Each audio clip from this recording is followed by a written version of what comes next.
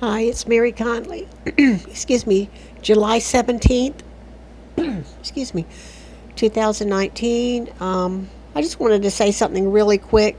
I did all work today at the TIA Stadium for the lead in for the Rolling Stones concert, and that gives you a lot of time to think. So I was thinking, I am almost 65 years old. I have never been in a Volkswagen before or after.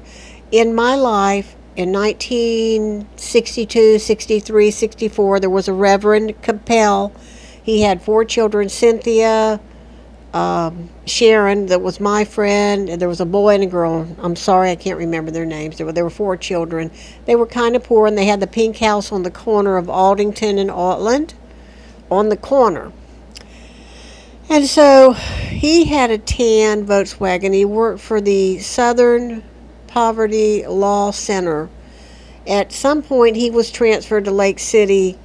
One time, his older daughter, had a slumber party in Arlington and Jacksonville.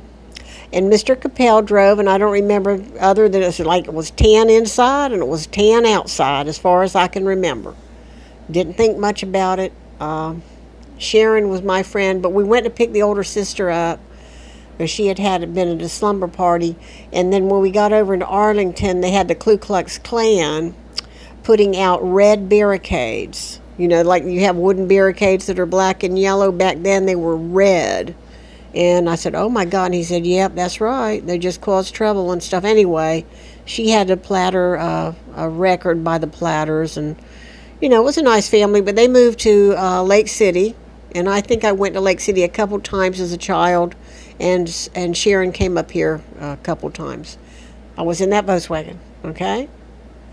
I have never been. My family has never owned a Volkswagen. My brother has never owned a Volkswagen. My half-sister did buy Volkswagens, but I was kind of alienated most of my life from my half-sister, so I realized I never rode in her Volkswagen. I never looked at her Volkswagen. When she came up to visit, her mom would usually bring her up and stuff. I never saw or sat in a Volkswagen in my life. I've never owned a Volkswagen. My brother has never owned a Volkswagen. My father's owned Omegas, Hudsons, Impalas, Bel Airs. I drove a Bel Air. I drove a Falcon 69 and a half, kind of like a Torino, but it was a Falcon, pale blue.